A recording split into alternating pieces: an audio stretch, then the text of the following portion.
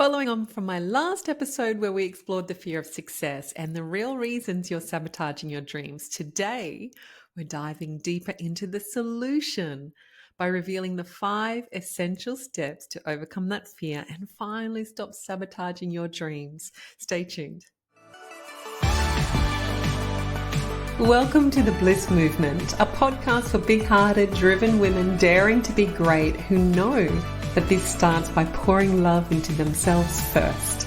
I'm Dr. Fee. I'm passionate about helping women to stop tuning out and burning out, but to tune within, reconnect with your heart, feel lit up, follow your bliss, and live life on your terms. So, get ready to expand your life beyond what you thought was possible when it comes to healing, wealth, love, purpose, and leadership.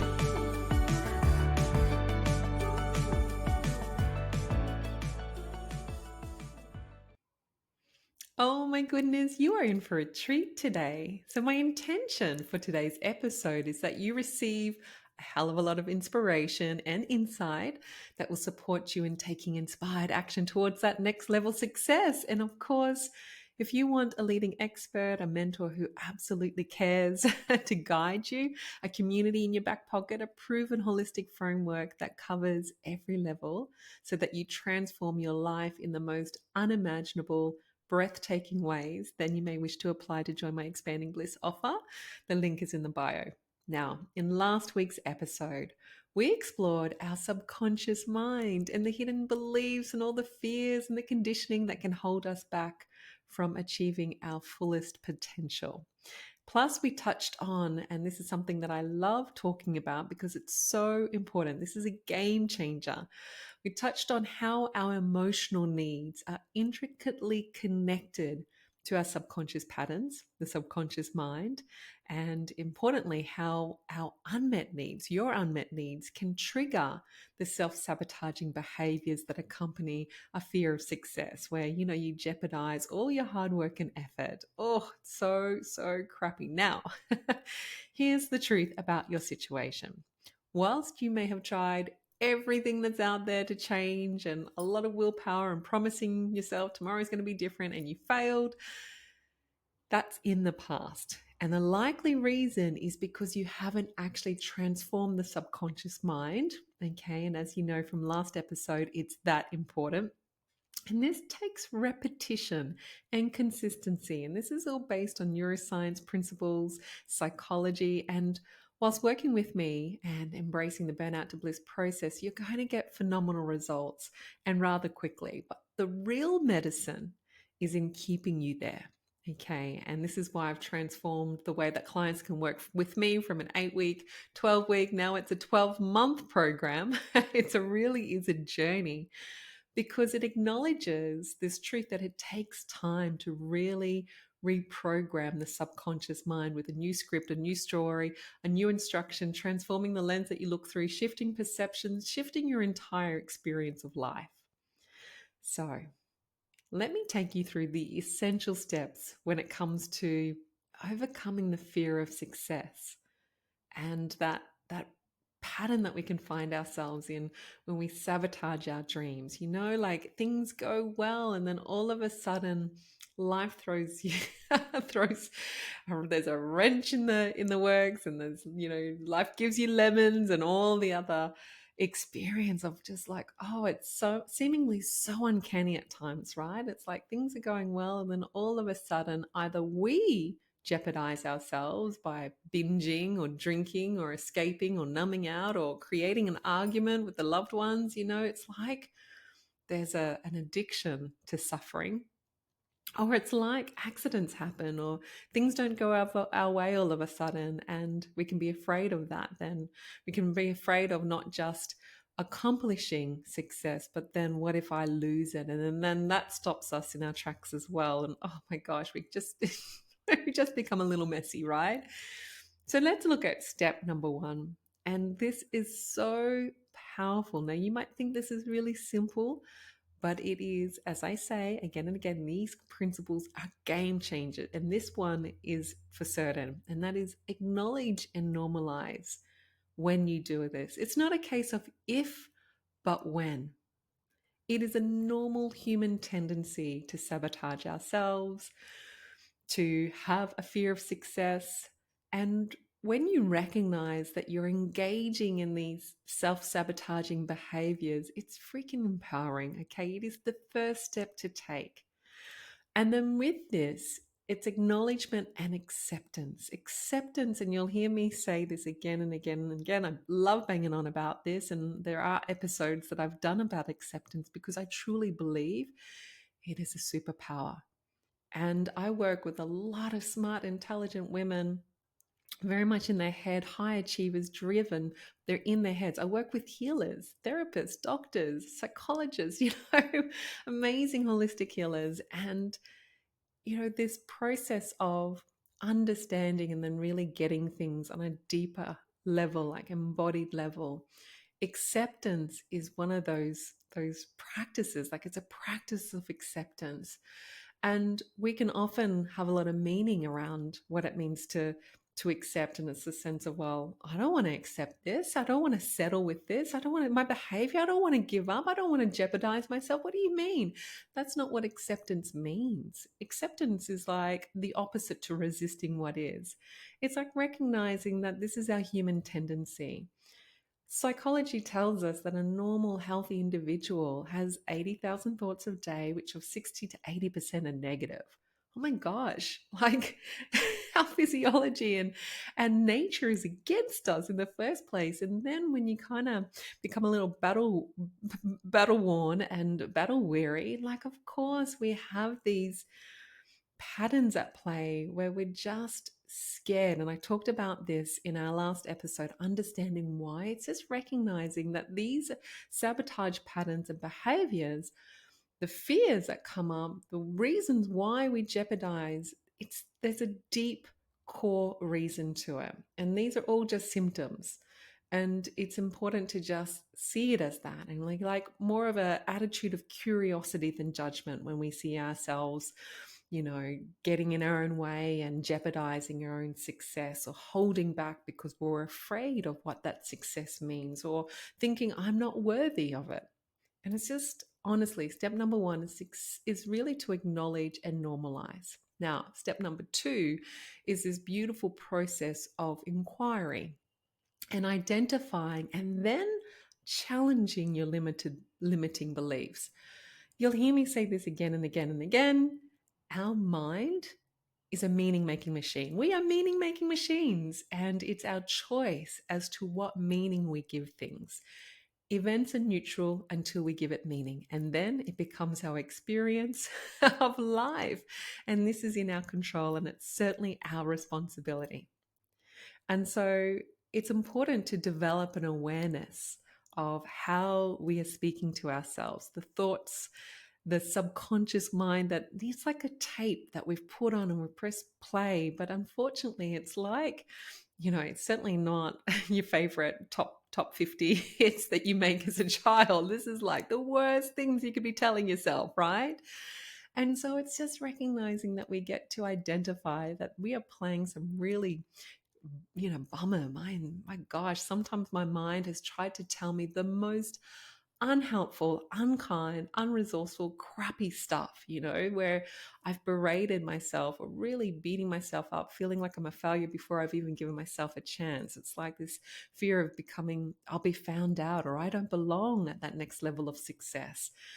And we get to wake up to the true nature of our mind, because it's what it does. At times our mind will be our greatest ally, and at other times it will do everything or seemingly everything, to completely weaken our efforts and to, it's like all of a sudden the mind can take the form of the worst critic, or perhaps a version of your father from your childhood who would constantly criticize you, or your ex-husband who was a narcissist and would just belittle you. Our mind is malleable, and we can have experiences in our life that then creates this character, this chatter within our mind that is just not who we truly are. And when we wake up to the true nature of our mind, which is, obviously a lot of what Burnout to Bliss is about, it's certainly the first part where you get to embrace the sage strategy. And this is about reclaiming your life, your day, every single day. And in this process of managing your mind to become a tool that supports you in creating a life that you truly, truly love. Now, one affirmation, and this is important. I'm a fan of affirmations, but I teach something different called life I love statements. And that's because when you look at science and the way that we're wired, sometimes if we tell ourselves how we should be thinking or how we should be feeling, it can actually make us feel worse, right? But that's a conversation for another time. I do support using affirmations, but I believe that there is a time and a place for it, and often we have to go beyond the mind, or we have to really think about what supports an affirmation to be really beneficial and powerful. Because I'm sure, like I had, sometimes I would be able to use affirmations and they lifted me up, and other times it actually compounded the issue, and I felt even more like it's like my ego would be like, "That's not true. What do you mean?" I don't believe that at all. And I'd actually feel worse. And there's a reason for it. When you look at science, there's a reason for that. And the way that I teach using affirmations is about embracing that, so that when you tell yourself something different, you actually create a shift in how you feel. But in terms of really helping to manage the mind and use it as a tool to focus on what it is that I want to grow and evolve and embrace in my life, right? That's our choice, what we get to focus on. One that I've loved and it's helped me a lot is, if not me, who? And of course, this is because I've come up against my inner barriers, this invisible barriers that of which I'm the source of like, who am I to deserve that? I'm not worthy of that. And if not me, who? And it has fueled me because a part of my purpose is about normalizing pouring love into myself, claiming life on my own terms so that I can be the inspiration for others. And so I love that one of the things that can really help us as big hearted, ambitious women is thinking about being on this vanguard of change and really blazing brightly so that we can all rise together. When we start shifting our perspective onto inspiring others to do the same, it kind of helps that tendency of ours that to people please or to care a lot, like, or even just this genuine part of us that loves to help other people. And so this one, if not me, who? It supported me in like owning this. And also, like, I get to do this for me, for you, for all of us. I also love really embracing empowering affirmations that can serve me in so many different situations. I call these global solutions, and I've talked about that in other episodes as well. And I can't quite remember which one that is, but basically, one that I really love is about like leaning on a truth. And one of the truths is just inherently, I am worthy because I am. I am worthy because I am. I am worthy because I am. And this, I'll just embrace. And with repetition and consistency, we then fuel, and it's like pouring the Shakti, the energy, the power in an affirmation so that when I use it at any particular time, it has enough power to it to create a shift. If you just say to yourself now, I'm worthy because I am, it may not necessarily land in a really strong way because you haven't done the inner work in order for it to have the repetition, the consistency. You haven't built the muscle of this particular affirmation. But if you resonate with it, because it's like you're not tying your value to anything, it's this truth. I am worthy simply because I am. I am worthy because I have this precious human life. I am worthy. I am worthy.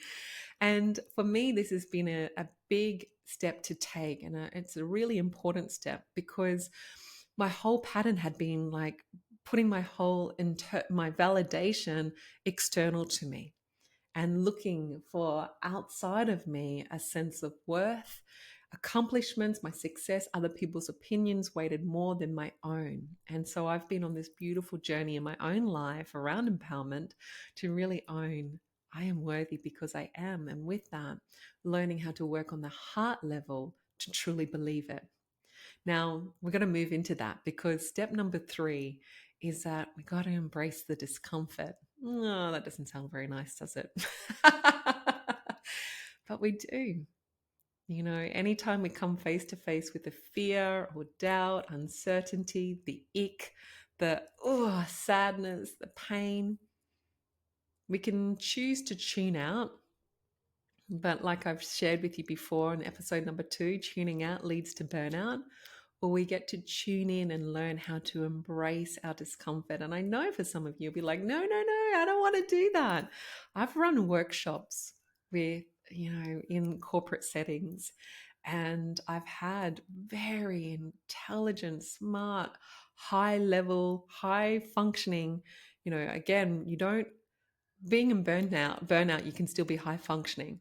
But women who are just like, when I say to them, like, tune in, they're like, no, not at all. I'm not going to do it. And it's like this massive fear of even giving a little bit of attention to that emotional part of themselves because they're so afraid that it's going to overwhelm them and it's going to make them crazy, or they're just going to cry, or they're going to lose themselves in front of other people, in front of me, in front of, themselves.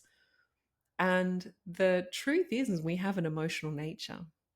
Doesn't matter how long you try and push it down, ultimately it will win. Your emotional nature wins for better or worse. And this is where you either get sick. Hello, I'm a former medical doctor, now transformation coach. It's been my journey witnessing this. Okay. Our emotions, how we relate to our stress, how we disconnect or connect to our hearts influences our physical health in a really big way. And if you don't know how to feel your feelings and really hold space for yourself to be able to embrace discomfort, the fear and all of those underlying core issues and patterns that we talked about last episode that relate to the real reasons why you're sabotaging. If you don't know how to embrace that in a really healthy, empowered, kind, compassionate way, then we need to connect because that's my magic. And that is the thing that is going to set you free. Now, there is this beautiful principle of the thought feeling loop. I love to teach about this, and I'm just going to touch on it just for a second because of the timing. We've got so much that I want to get into this episode. But when we have a thought, as you know, we might have a thought like, I'm no good, I'm not worthy, I couldn't possibly get that success, that promotion, that thing, okay? Fear of success. Or what if I get that, then can I handle it?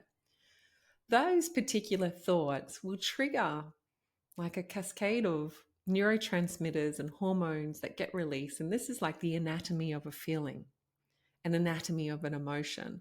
So if you have a shameful thought, you're going to feel shame. How does shame feel?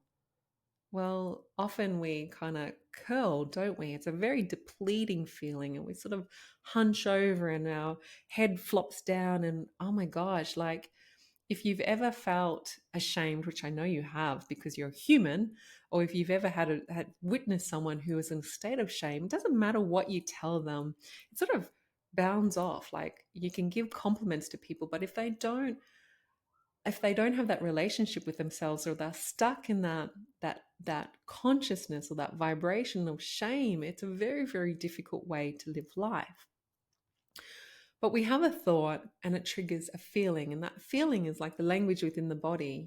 Love feels, oh my gosh, you got a big open heart, a smile, you sort of extend your body, shoulders back, and you're like, oh my gosh, like you're just ready to take on the world. You can see opportunities, you're wanting to connect, your energy is just different.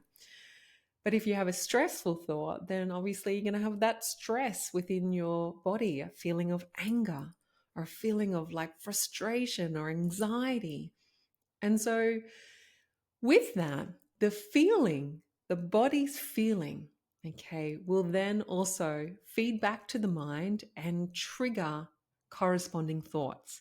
And this is what we fail to understand or appreciate, acknowledge, and work with. So you might have a thought like, oh my God, it's not safe for me to put my hand up or to express myself or to have that next level of success because it's not safe. And then you feel scared. And that feeling of scared feeds back, and you will then get more fearful thoughts. And then that feeds into this feeling of, well, now I'm really afraid. Oh my God, now I'm panic. And now this panic is going to sabotage your efforts, the decisions you make, the actions you take. And so, from that reason, this is why it's really, really important. It's not enough. This is why affirmations, simple affirmations like it's okay, you're safe. Don't ditch that fear of success and just go for it.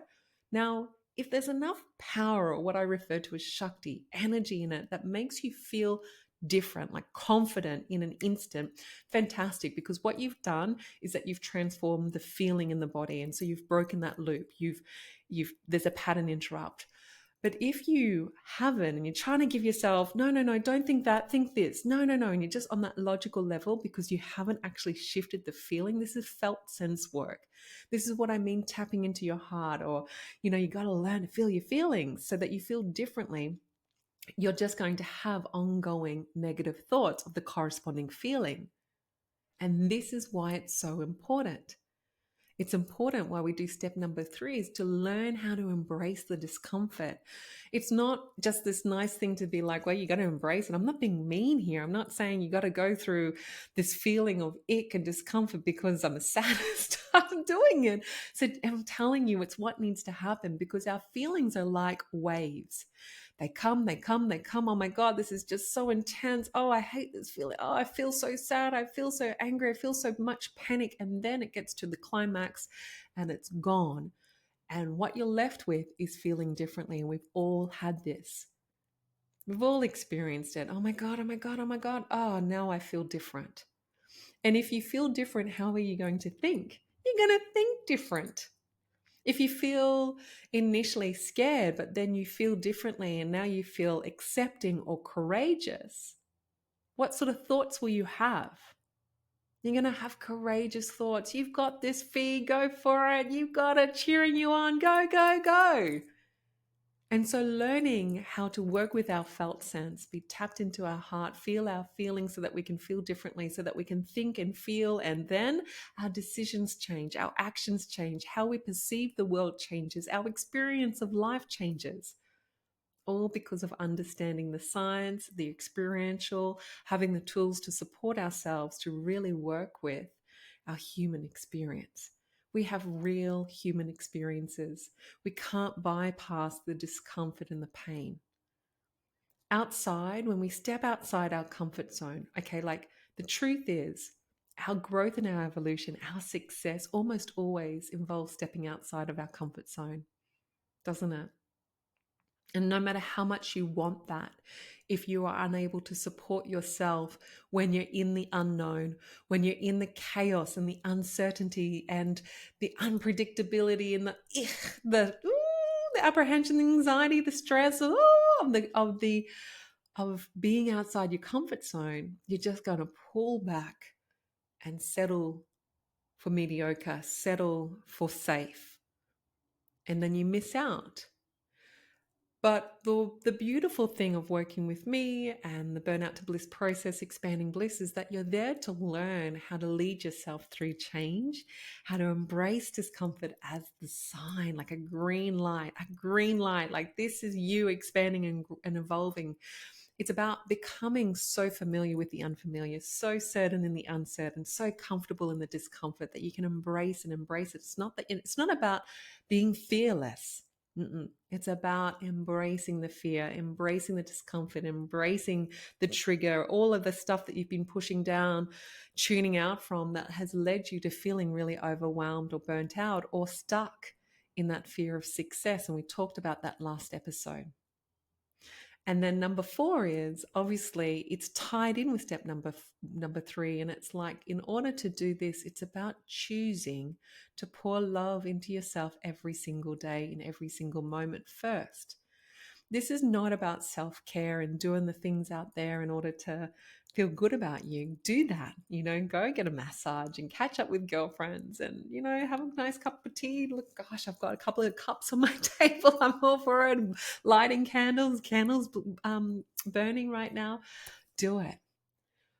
But what this really refers to is how to cultivate a really deep and profound sense of self-love and self-worth, how you talk to yourself, how you advocate for you, how you honor and nourish and nurture yourself, especially when you get triggered or you come up against an invisible barrier or you sabotage yourself or you see yourself slipping into an old way of being that is no longer empowered or resourceful or kind. It's about how you manage your state emotionally and energetically. Those two are tied together in a really big way. And this is how we then transform our lives from the inside out. Because would you not agree that if you think about your relationship with your kids, they feel you, right? And if you don't have your kids, like family and you're intimate, the ones that you're most intimate with, there's a lot about being present or our energy. And honestly, I used to work at the hospital and, I'd come home at the end of the day and I'd just be like, oh my God, I just have to have a shower and I got to get all these energy off me. And sometimes we can have interactions with people and it's like, oh my God, I really need to go have a shower now and just wash them off. And other people, you feel lifted up and light because that's the energy. And that's how there's an intimate relationship between our emotional state and energy and how we can perceive an empathy. And that's a conversation that I will have with you soon in another episode. And so it's really important that you have practices that support you to nurture a really deep sense of self-love and self-worth. And it's really about a journey of identifying and honoring who you are, what your needs are, what your emotional needs are, and learning to transform how you speak to yourself. Okay. And it's foundational. It is so important. When you do this, then the fear of success and all of the ways that it shows up, whether it's, overwhelm or, even fear of failure. We talked about that last episode, how it'd be like, oh, I better not because I'm a perfectionist. And what if? And that's whole fear of being an imposter and fraud and all the ways that it can show up for you. Like, I'm not worthy, I'm not deserving of that. And all of that. Well, then basically that melts away because you are meeting yourself on a deep and meaningful level, okay, in a way that is just like pouring love into yourself, where you're honoring your emotional needs. You're giving yourself the security, the love, the assurance, the comfort, the nourishment that you need.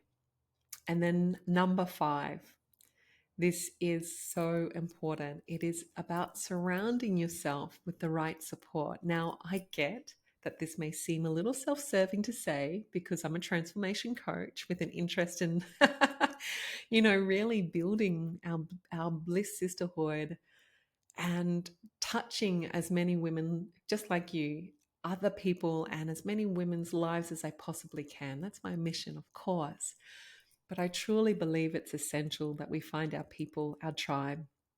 When it comes to claiming new levels of success, when it comes to our growth and our evolution over a lifetime, I truly, truly believe, if not me, find your tribe. If not the Bliss Sisterhood, get yourself connected in to a community of women who are so inspirational and supportive that you just feel lifted with when you're there, okay? And simply put, if you want to be good at playing tennis, what do? I've got 2 small boys and, Remy wants to be a professional skateboarder. And so what do? Well, we get him a mentor, we get him a coach, we get him into classes, right? It's important that we surround ourselves with the people who are passionate about the things that's necessary, that we want, that we how we want to be and the level that we want to be at, and who can support us in our own growth. And so there's nothing different about me getting a mentor or a class for Remy as there is for you to come to your own personal growth and overcoming self-sabotage, other than it's way more important. Not to say Remy skating isn't important, but you know what I mean. There's a lot at stake here. And especially if you do have a family and you're in partnership on your, or you're a part, like our relationships, other people, when we do this for ourselves, they benefit. It's got to start here.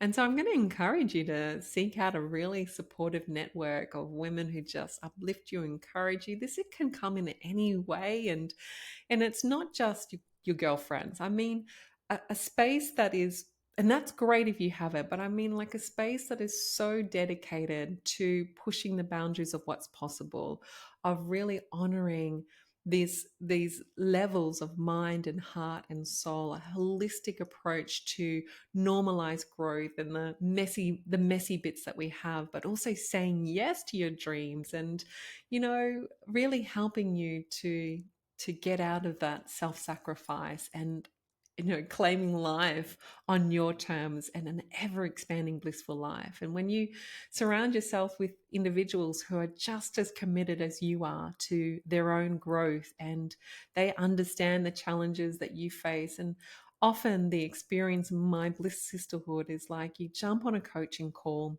and you hear other women who are just like you asking questions, and you go, oh my God, that's exactly what I needed. Because often we don't know what we don't know. And so when you surround yourself with other women who are committed to next level of success, to really get out of this self-sabotage of jeopardizing our dreams to order to claim these incredible, whether it's health or love or career or, more purpose, more joy in your life, then you're really opening yourself up to learn more about you, the barriers that you face, because you're all walking each other home and you're all learning and growing together.